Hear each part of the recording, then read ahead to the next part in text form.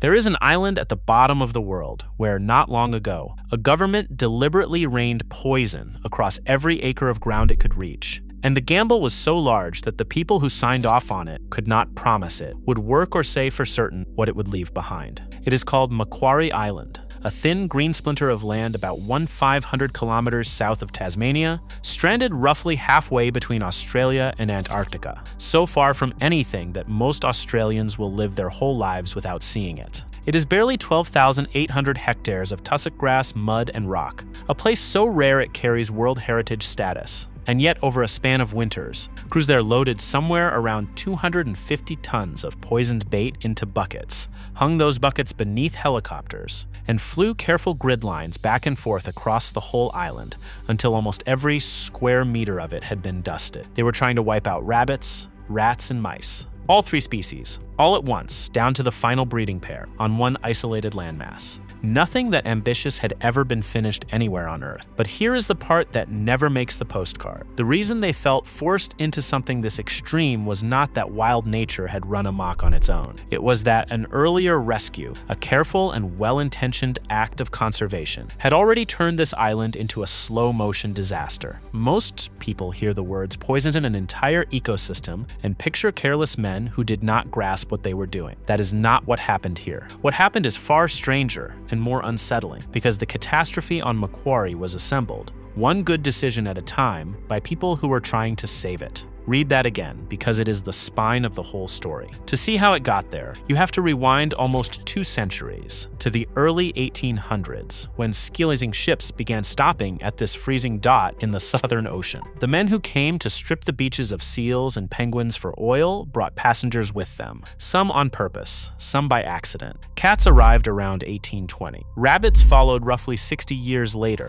in 1878, released so shipwrecked sailors might have something to hunt and eat. Rats and mice simply walked off the boats. And on an island that had spent thousands of years with no land mammals at all, where ground-nesting seabirds had never needed to fear a predator creeping through the grass, every one of those animals was a loaded weapon. This was a place that hosted enormous colonies of penguins and seabirds, generations of them that had evolved with no instinct to hide their eggs or guard their burrows, and the newcomers found a feast with no defenses. Now follow what happened next, because this is where good intentions start bending the story. By the second half of the 20th century, the rabbits had multiplied into the tens of thousands and were chewing the island's fragile plant cover down to the dirt. So in the late 1970s, managers released a disease, the myxoma virus, to knock the rabbit numbers down. And it worked. Rabbit populations crashed. The vegetation began to climb back. For a while, it looked like a clean win. But killing the rabbits carried a hidden consequence almost nobody was watching for. The cats on the island had been living largely on those rabbits.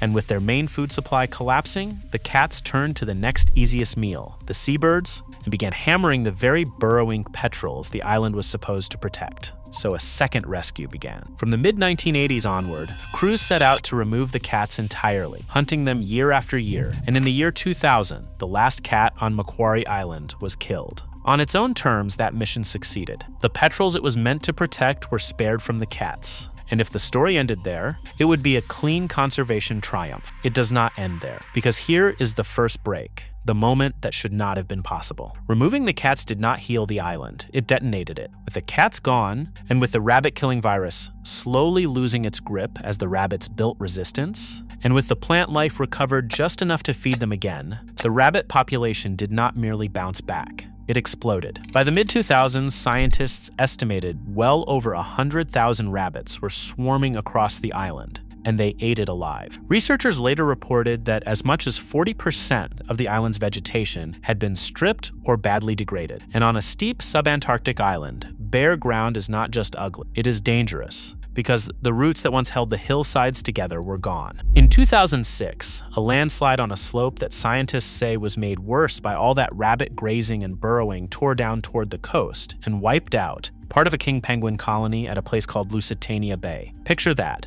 A rescue meant to save seabirds had, through a chain nobody fully steered, ended with hillsides collapsing onto penguins. One of the scientists studying it, the Australian ecologist Dana Bergstrom, and her colleagues warned in 2009 that the island was sliding toward what they called an ecosystem meltdown. Decades of conservation effort being undone right in front of them. Read that plainly. The island was not dying because humans had ignored it. It was dying because of the way humans had tried to help. And that is the trap the whole poisoning campaign was born out of. So in 2007, the Tasmanian and federal governments committed to something audacious. Rather than pick off one pest at a time and risk yet another backfire, they would try to erase all three remaining invaders, the rabbits and the rats and the mice, in one coordinated assault. The budget ran to around $25 million. The plan was, by the gentle standards of conservation, almost violent in its totality. And if you find these forgotten, strange corners of how the world actually works as fascinating as I do,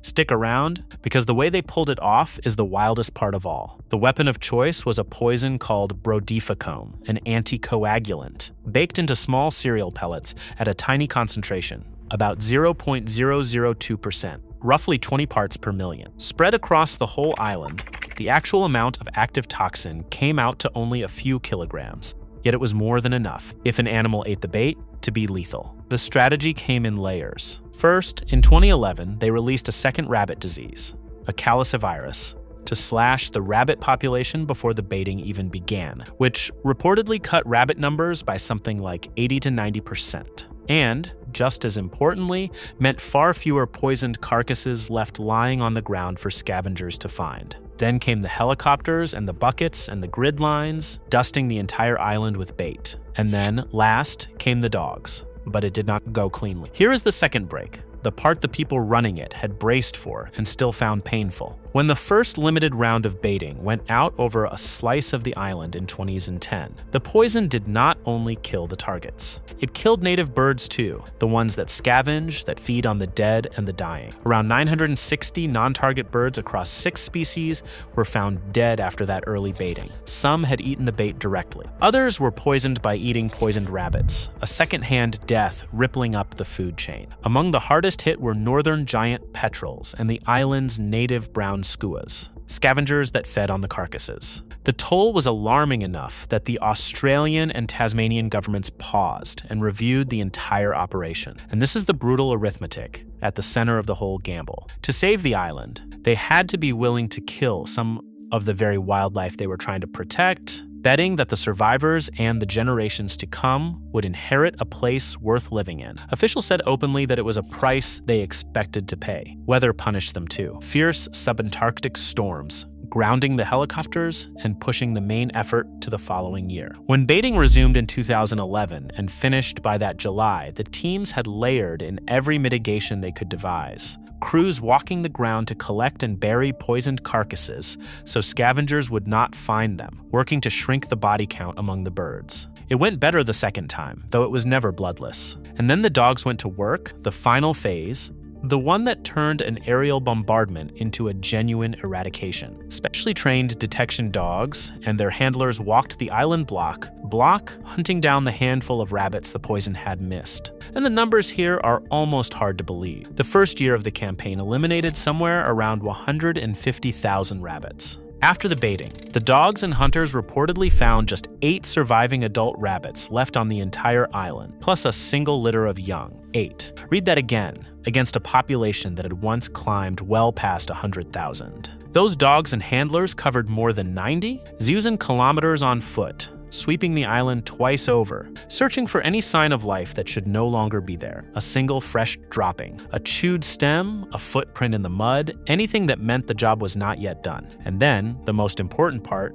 they waited. Because you cannot simply declare an island clean. You have to prove it by watching and finding nothing for years. No rat, no mouse, no rabbit, not one. And in 2014, after the required stretch of time had passed with no sign of any of them, Macquarie Island was officially declared pest-free, the largest and most complex multi-species eradication of its kind ever completed. Now, stack the numbers end to end and feel the scale of it. An island of around 12,800 hectares, 3 invasive species removed at once. roughly 250 tons of bait, a campaign of about $25 million, 150,000 rabbit-ats in the first year, down to 8 survivors and a single litter, more than 90, 0 kilometers walked by dogs and their handlers. Cats put ashore in the 1820s, rabbits in 1878, and a clean island at last in 2014, nearly 2 centuries after the first ship unloaded the first passenger that should never have come ashore. And here is where the story turns from a horror into something close to hope, the payoff for the whole brutal gamble. In the years since,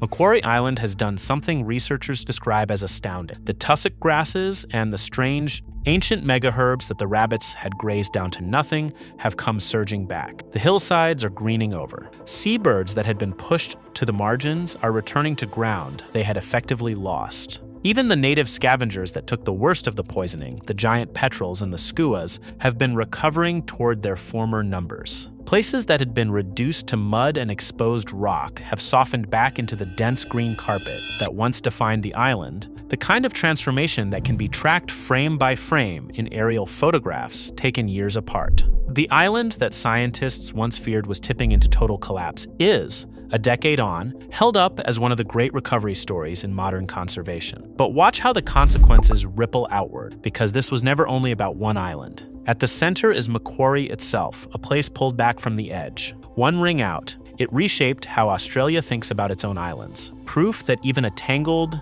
multi-species invasion could be undone if you were willing to commit completely. One ring further, it became a template studied by conservationists around the world.